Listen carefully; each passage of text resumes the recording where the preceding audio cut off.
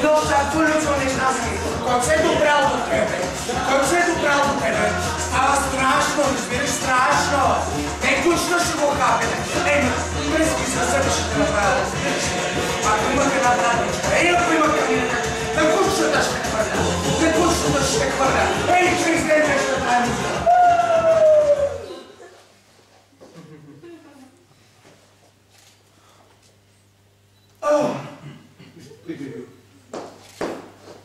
От тебе не ти се е разминало.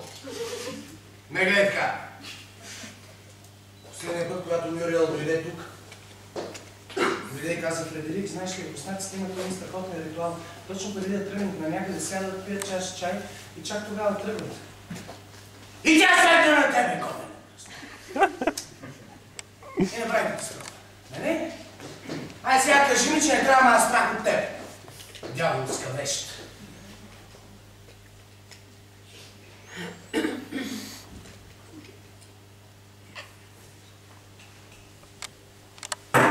Така, да анализираме ситуацията.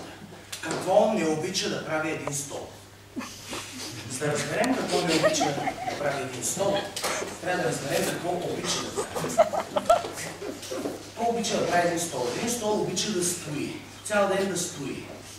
Тоест как газолизец! Газолизец! Чиновник! Те хиляди не по цял ден е така. Пише си нещо там с гадните мишите очички, с гадния отвратителен вид на очилата, които са на 350 години, с рогови рамки, останали от баба му, смазаното сако и пише. Като влезе шеф и дай: добър ден, шефи, мазен. Добър ден, шефи. Абсолютен газолизец.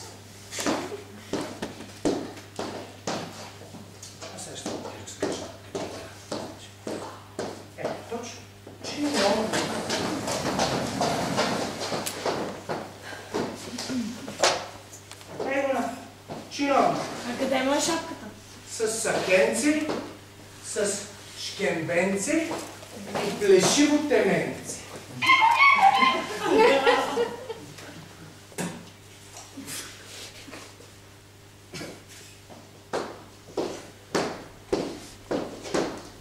Добър вечер, господин Стол. Радвам се да ви видя. Господин Стол, вие вече имате ръчички. Аз мога да кажа добър вечер, господин Стол, и да ви стисна ръчичка. И да ми откъсна! Ма ще е прекалено. Стол обича да стои. Следователно ми обича да се движи. Господин Стол, не бихте ми отказали един талец, нали? Древно китайско мъчение за столова.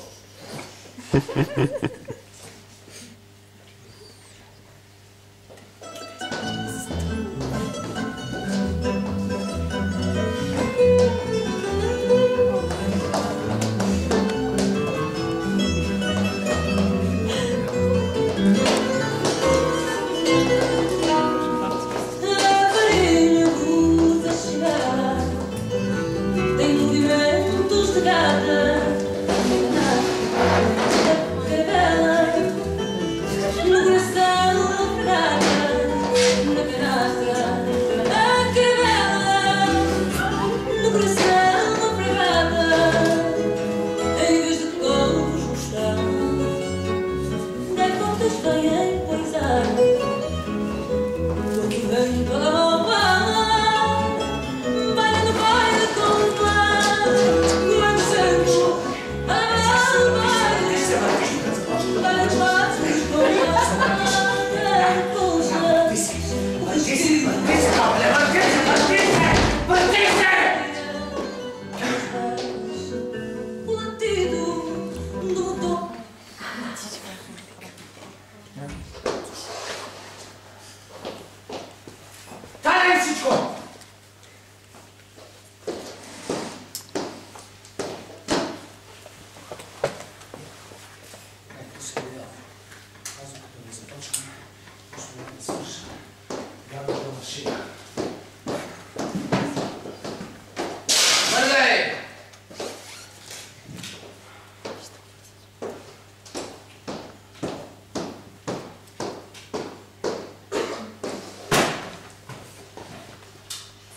дискче. Имаме си дискче.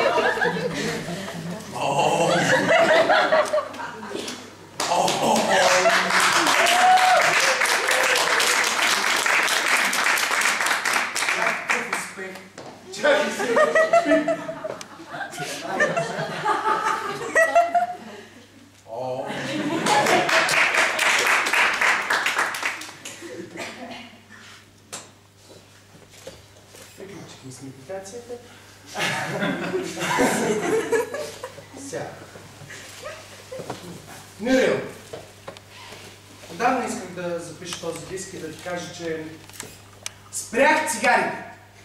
От 3 месеца не съм забалвал нито една.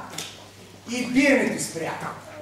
Даже оня ден изхвърлих абсолютно всички амбалаж от къщи, даже дъртата беше седе живее на първия етаж, помниш тази отвъртяга, нали? Кой ми се накара, защото някой от горгите им включим съждално да се порежи, да пукнат тъмно. Юрио, разбираш, решил съм да ги изтровя. Какво ще кажеш по въпрос? И не, по-добре е да ги напия, а? Кучетата, обичаш ли водка? Джин с тоник, водка с бира, коктейл молотов, чак това гореше. Коктейл конски тропът. Изпиваш 2 и сутринта, като се събудиш, 4 колесници с по 4 коня, с по 4 копита, си играят на колелото на смъртта в собствената черепна кутия. И всичко от това, докато се сблъска, така е бум, получаваш инсулт и муертост. Да, представиш си как да си дома. Отварям вратата и те се там. Средата, стоят и ме гледат. И аз ги гледам. Викам гол! Ти вика бал. Аз викам бал! Аз тогава купам да тичам изворите, купа да тичат след мен. Мускулното напрежение започва да вдигат кръвното, алкохол все повече се просмуква в тях, получават инсулт, падат по средата на двора и умират. Дъртата вещица, която е видяла абсолютно всичко през прозореца, излиза навън, за да види какво става. Ало, да? На театър съм, не мога. Съжалявам. Излиза да види какво става. Бута едното, муертос. Бута другото, муертос. Изпуска си патериците, хваща други и започва да си удря с тях главата, получава и се отпада по средата. И там долу на двора бам, бам, бам, бам, бам, бам. Пак аз съм вече на тавана и пам-пам-парам-пам. Вие представете ли си колко весела песничка е траурния марш, ако го забързате?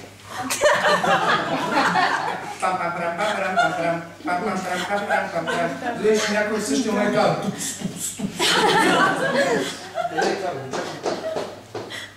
Ей, братче, един мъж, той е държал освен свирка да изгледа на... Значи, представете си го. Пам-пам-парам, в същото време туп-туп-туп-туп.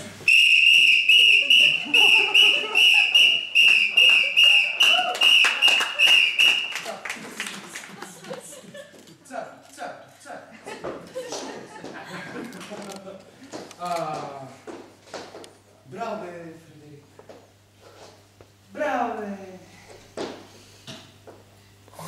Точно така се започва любовно писмо.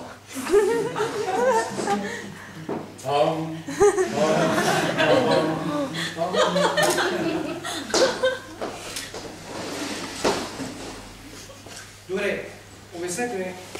Сега и цигарите съм да спрял. Колко аз никога няма да спра цигари. Никога няма да спра цигари. Ще пуша, докато белите ми дробове станат черни и после по-пиене ще падне. По-пиене ще падне с 3 черни дробове.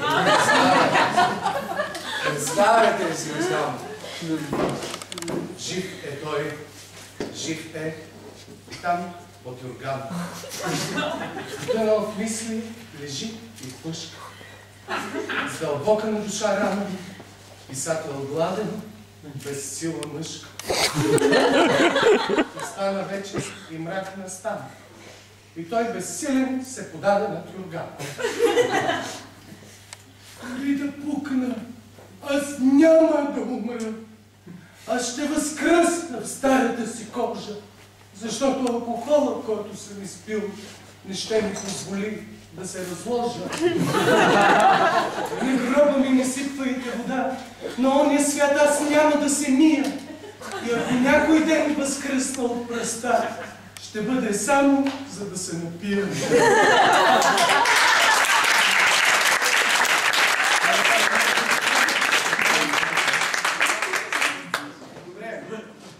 Сега да си дадем една реална сметка за това, защо един мъж се позволява да лъже жената, която наистина обича.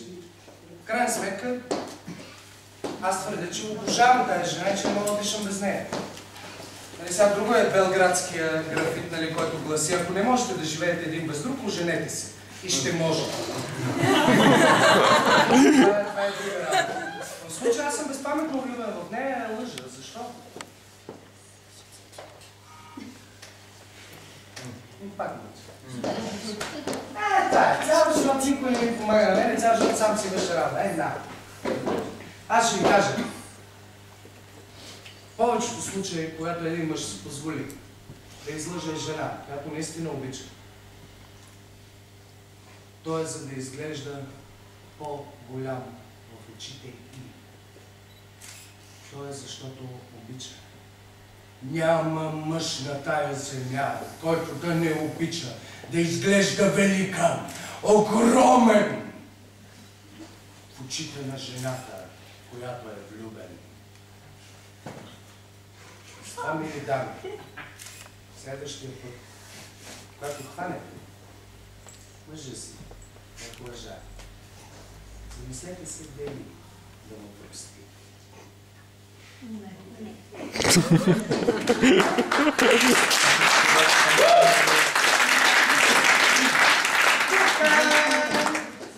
Това за пиенето и цигарите го оставим, другото ще го изтрием. Така.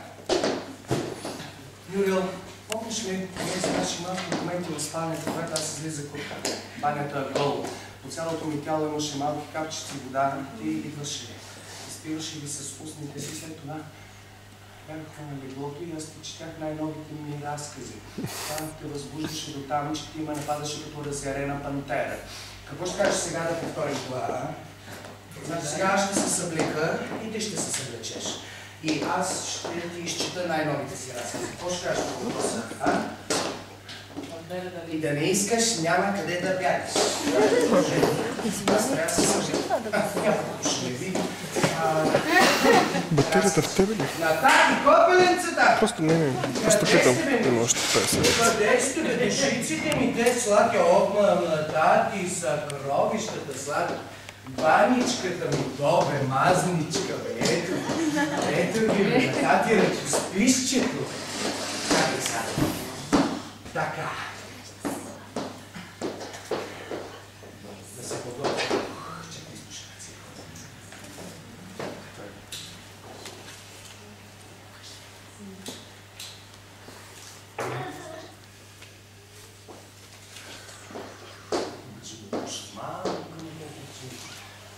Как ще откажа аз цигарите, а?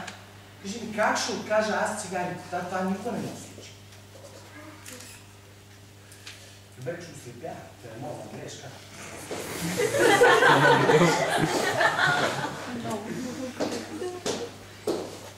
Но те казват, че ще се оправи. Ето аз, ако някой спра цигарите, то това ще е само за да живея. това сме мъжете. Където и да ни погледнеш, това сме. Пием, пушим, ходим по жени и като ни се опре някоя женичка, ние спираме цигарите и алкохол. Или трите на куп, или нищо. Това е положение. Така де? Не може така половинчата работа. Само ще ходя по жени. Да. Кой би могъл да застане срещу мен и ми каже, че една жена ще може да задоволи абсолютно всичките ми липси? Или ако има така смела жена, да дойде. Как се обади? Вече ми задоволи абсолютно всичките липси. Аре, има ли някой? Смели ли сте? Ай, душица златна. Там нещо се открадна. Някаква питанка се появи от погледа на тази жена. Сега да изляза ли да ми да му се фрецна ли на това или да не му се? Време, продължаваме си работата, защото така трябва.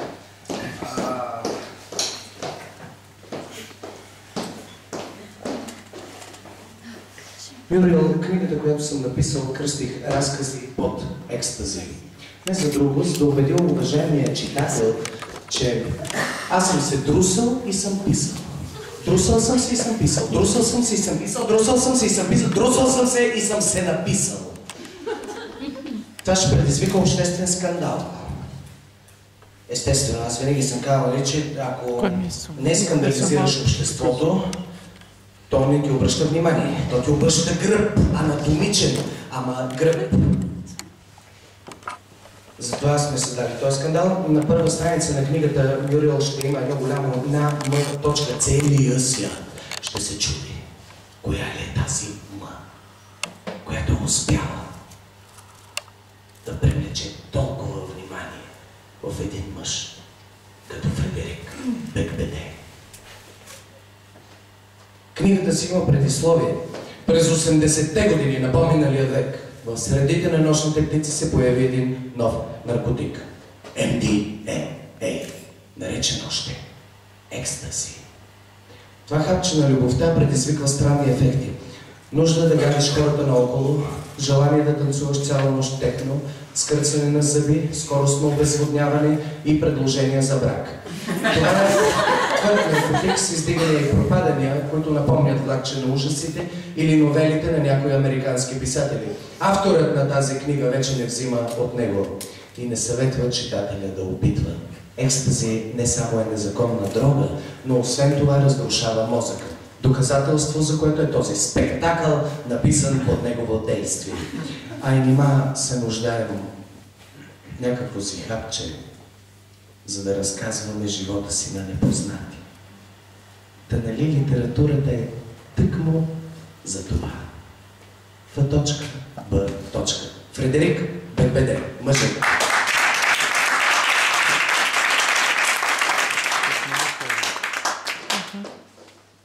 Мюрриел, първия разказ, който съм написал, кръстих денят, когато момичетата ме харесваха. Настана ден. Искам да кажа, че наистина стана, защото това беше седно. Уверявам ви, че е много странно да гледате как един ден стърчи прав. Животът ми беше същински ад. Аз не бих го пожелал дори на най-върлия си враг. Не бях спал от 6 месеца. Стомаха ми гореше, макар да изливах в него цели водопади, сода, бикарбонат. Жена ми избяга с някаква жена от шоу-бизнеса. Общо взето обитавах Париж през 94-та. А ето, че тази сутрин на мен също ми се прииска да застана прав, точно като деня. Без майтап. Из въздуха витаеше нещо. Почувствах го още, щом излязох на улицата. Там, где момичета ми се усмихнаха. В категорията усмивки на непознати момичета на улицата, само за 10 минути успях да надмина седмичния си рекорд. Реших да се възползвам от това, без мъка настигнах двете момичета. Както винаги в подобни ситуации, едната беше красива, другата грозна. Като цяло това правеше 2 кафета за моя сметка, 3 като броя и моето. Отправих им предложение, защо да не поседнем някъде. Има ли смисъл, отвърнаха те в един и същи глас? Ако искаш да чукаш, няма проблем. Що е нужно да плащаш 2 кафета, 3 като броим твоето? Зяпнах.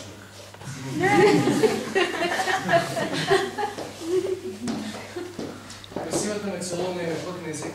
Грозната в прилив на нежност направи това. Красивата пъкна ръка под ризата ми, за да погледна безкосмените ми гърди и грозната ме възбуди. Красивата си пъкна езика чак в гърлото ми.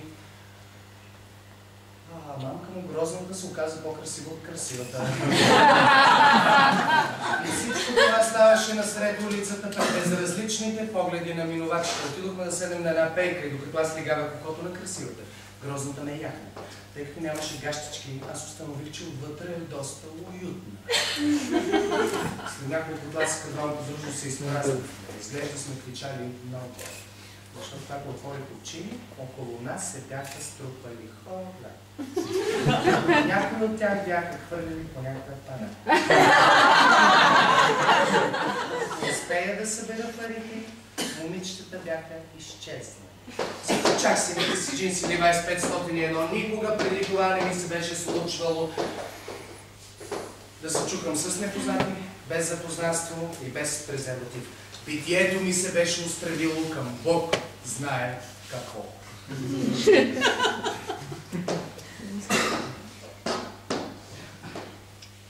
Все бях виждал самоубийство, изневерие, неприятност. На няколко пъти бях участвал в телевизионни предавания, няколко пъти се бях обличал като жена, но никога, абсолютно никога не се бях чукал с непознати, без запознанство и без презерватив. Продължих да се шляя по булеварда, хората си подсвирпаха, смееха се, някои почти разговаряха помежду си. Сякаш Господ внезапно беше изпуснал двойна доза кислород по улици. Влязох в едно бистро и Орор ми кимна.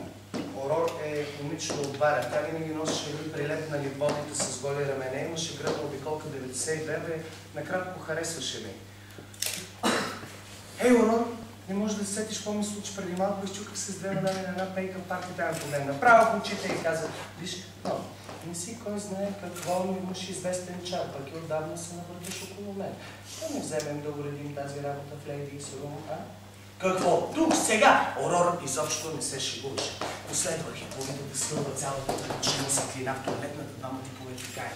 Когато ми видяха да влизаме, пред очите им се разигра следната гледка. Ръката на Орор в моя дюкян. Моя чеп като стомана. Нейната тениска вдигната над гърдите, по пламналите ми лица, живота се четеше като на длан. Това ги раздразни до там, че те се присъединиха към нас. С сватите патки. Тя ги прие с ръце между кълките си, взади. Всеки получи своето според своя ранг. Еякулацията беше доста обилна. И тя успя да погълне една огромна част от нея. Аз лично подло изоставих тялото и да се шматкат няколко милиона сперматозоиди. Все по-малко разбирам какво става. Да не би съвременното общество да се е превърнало в порнофилм на живо, или пък аз чисто и просто съм станал хубав. Всеки случай ме харесваха. Факт. И то нов. Не обичам прибързаните обобщения, но в случая бях принуден да констатирам, че чистата ми риза, безгрижната ми младост и чувството ми за отговорност ме бяха превърнали в същинско сексуално хилди. По-късно взех автобуса, правих любов с Антуанет, Паскалин, Анкристин и Наоми, само докато изминем спирките Бак Сен-Жермен и Трокадеро. Сега бих могъл да ви покажа как се учеше това. Даже някакъв дакел на име Марсел се отърка в крачолите на панталоните. Антуанет! Да, искаш.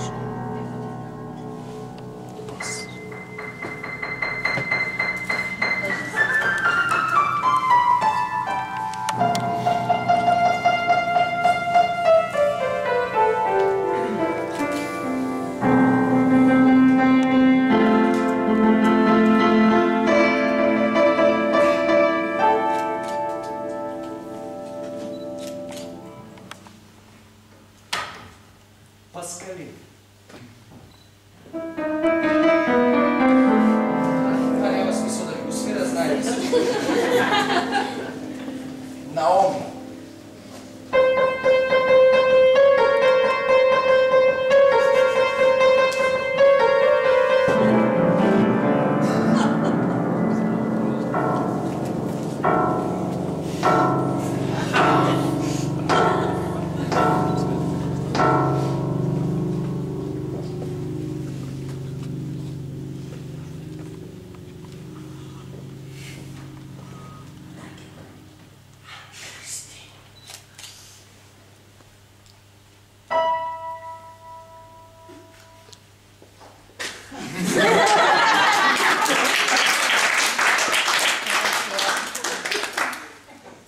забравяме Марсел.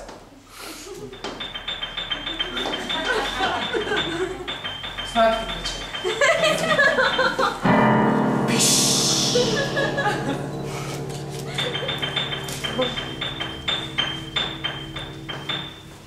Имаме едното кръче. Пиш!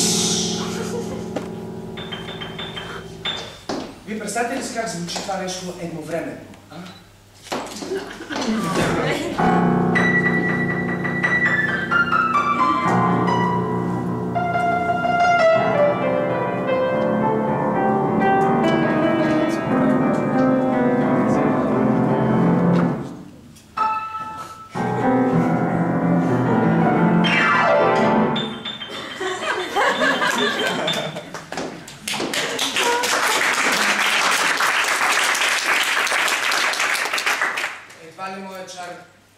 Беше единственото обяснение. Със сигурност имаше и нещо друго. Не. Това не е проницателност от моята... Също това не е... Как беше мечка? Какво съм написал, бе? Скромност! Чакай да чета дума, малко ме е непознато. Това не беше скромност от моя страна, а проницателност.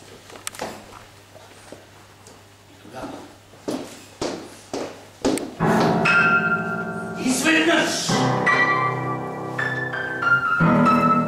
на будката за вестница видях на първа страница на Фигаро, след това на Монт, пишеше: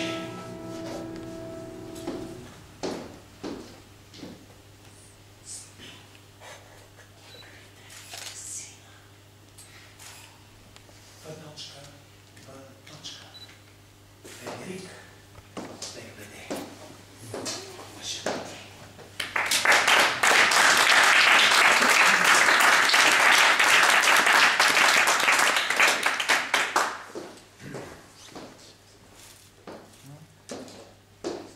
Знаете ли, искате да го направим това писмо малко по-такова, шантъл? В смисъл, айде да направим като радиопиеса. Какво ще кажете?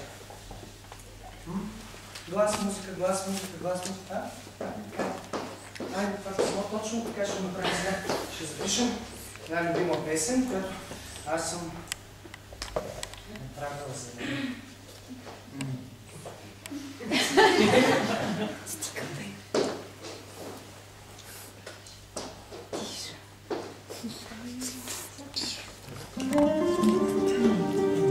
Мюрил, тая песен я направихме двамата с Андрея Бочели, само че той не знае.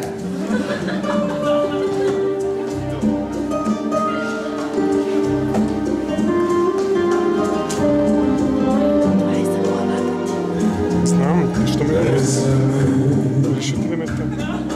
Bésame mucho, como si fuera